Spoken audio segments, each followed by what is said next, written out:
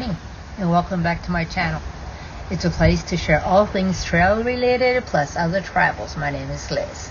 So this year I'll be adding some more interesting new places. So let's have some fun. I visited Goliad here in Texas and I'm about to share a wonderful visit of this full history place. This first video is the beginning of times at a mission called Espiritu Santo. Mission Espiritu Santo.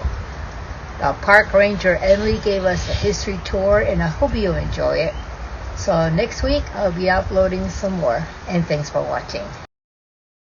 So my name is Emily. I'm going to be taking y'all around today for our history tour. So to tell the story of this mission, again this is called Mission Espiritu Santo. It was first established in 1722, but we need to back up in time to 1685 to talk about the very beginnings. So all of this land that we know today as Texas and beyond, so down into Mexico, further up north, everywhere in between, was all New Spain. And then next door in Louisiana, that was French territory. So Spain had claimed all this. France had claimed everything next door. Being neighbors with France, they were always kind of nervous that France was going to come and encroach on their land. And that kind of came true in 1685 with La Salle. He was French, and he was trying to find the mouth of the Mississippi River. So La Salle says he's looking for La Bahia del Espiritu Santo because he needs to find the Mississippi River and bring his colonists up the Mississippi, which is French territory. So that's the plan, but he misses the mouth of the Mississippi entirely, and he lands at Matagorda Bay. La Salle's colony failed miserably. Close to 300 people had lost their lives. So Spain decides they need to go find Fort St. Louis, which is what La Salle had called his fort, find it, burn it to the ground, and construct a presidio right on top.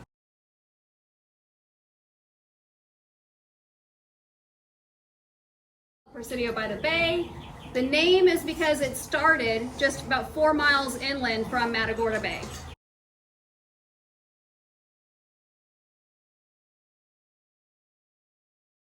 So now we have Presidio La Bahia constructed on top of those burned remains of the French fort. The goal of the Presidio was they were going to house all the Spanish soldiers, and those soldiers were going to protect that land and that immediate area against further French encroachment. So the other goal that Spain had was to try to make people, populating this area, so they needed a lot of Spaniards. They didn't have a lot of Spaniards. So Spain was a relatively small country. They had claimed all of this land, so how are they going to hold it if they don't have enough people? So the plan was they're going to take the people who already lived in this land, which is a whole lot of people, and they were going to make them Spaniards and teach them everything about Catholicism, dressing like a Spaniard and eating like a Spaniard, working like a Spaniard, everything to become Spanish. It was Spanish law that all Spaniards had to be Catholic.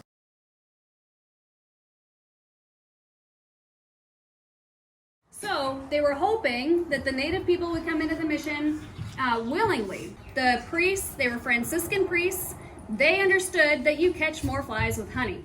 The last thing that they wanted was to bring native people in and mistreat them. They're hoping down there on the coast that the Karankawa would come in. If y'all know anything about the Karankawa, they were tall, so they were muscular, they were described as being handsome people, and they were fearsome. So they really liked to have kind of a fearsome reputation because that's your first defense.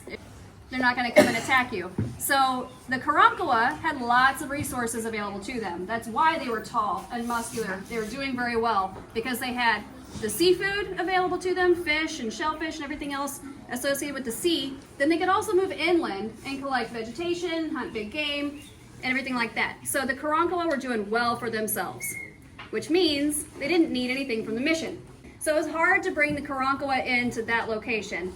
Also, all the reasons why La Salle's fort failed, they're all still there. So that land was just bad for the Spaniards and the French.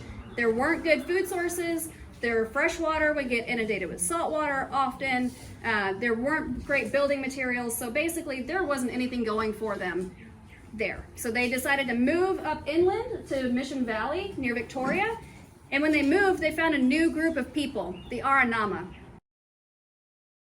So that was a big game changer for the mission. The Aranama were much different from the Karankawa.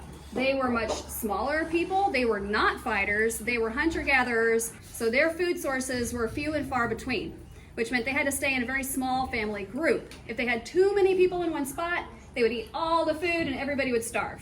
So they were struggling. Ride horses, they started spreading south into Apache territory. They started spreading south too. And now all of a sudden in this area, the Aranama have new threats. The Apaches and the Comanches are a huge threat to a small group of Aranama. So their only bet was to join up into a big group and defend themselves.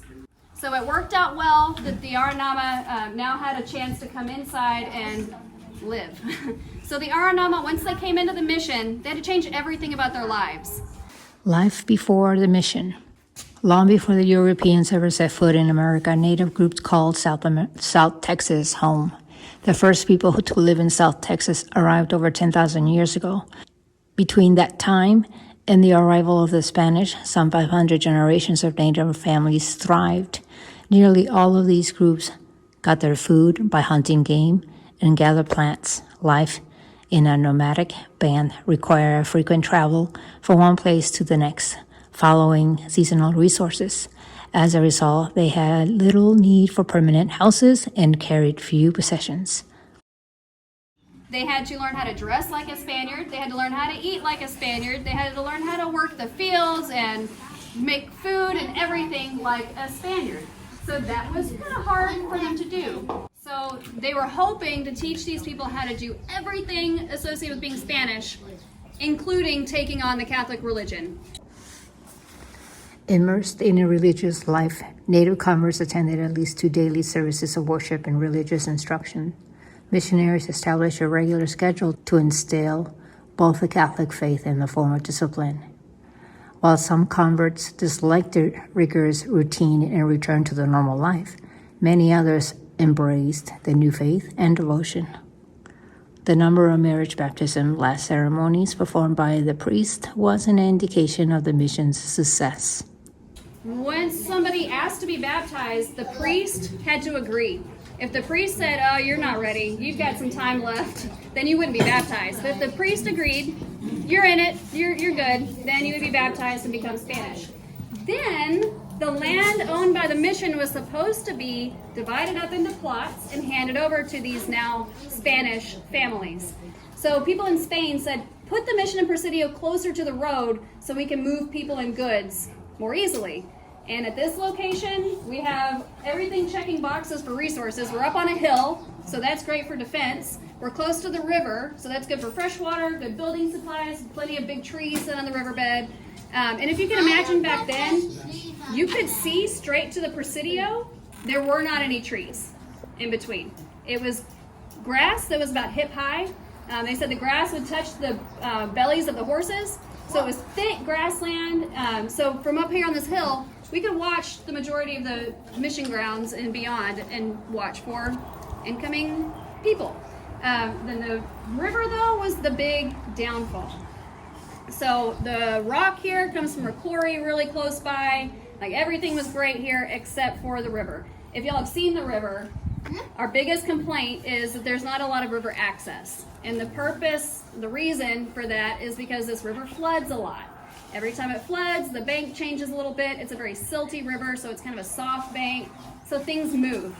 And if you're trying to irrigate, you want to build a dam to bring that water level up and over the bank. If you have a really steep banked river that floods often, you're not going to be able to irrigate very well. So they failed every time. So once they got here, they realized, well, crops are out.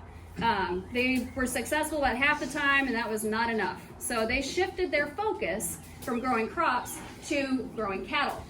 They didn't have to grow them, they were already here. But the cattle herd started back in the 1500s. They started out as black shorthorn cattle that the Spaniards are bringing up and dropping at river crossings and such. So those cattle went feral and turned into the Texas Longhorn. So the Longhorn cattle breed is the only breed of cattle that is not man-made. So they developed in this land. They had to be lean and mean to survive out here. Lots of big predators. Now they're not used to people, so they're really hard to handle. A lot of the ranching techniques that we know of today came about from trying to work those skittish big, mean, dangerous animals. So as long as the cattle were here, the mission had wealth.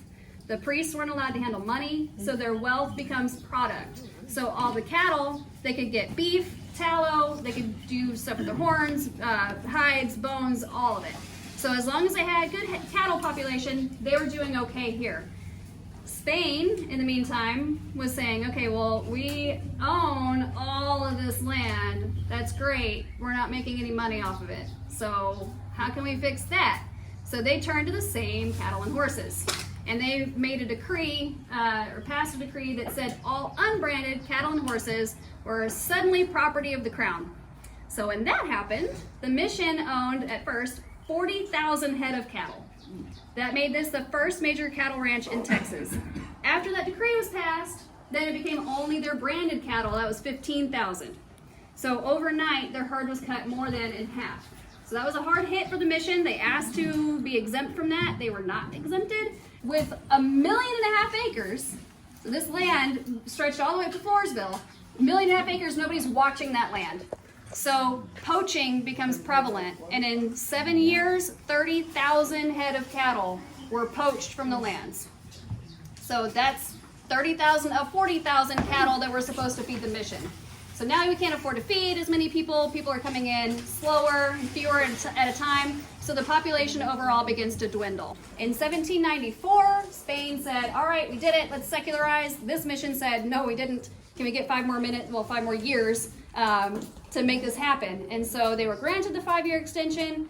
They continued from 1794 until 1830. So for 36 years, they kept hitting the secularization snooze button.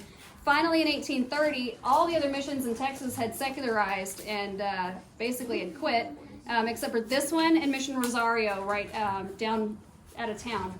So these 2 missions lasted until 1830. This one was 109 years from start to finish, so this is the longest lasting mission in Texas. But we cannot claim that it was a success. In 1830, when secularization happened, basically nobody was left here. The priest went down to the Presidio. There were a few people who were kind of using this land as like a home base, but they weren't going to chapel. They weren't using the mission like they should have. So it was a very non-climactic end to the mission. It just fizzled and quit. And then it sat here open, exposed to everything for 100 years.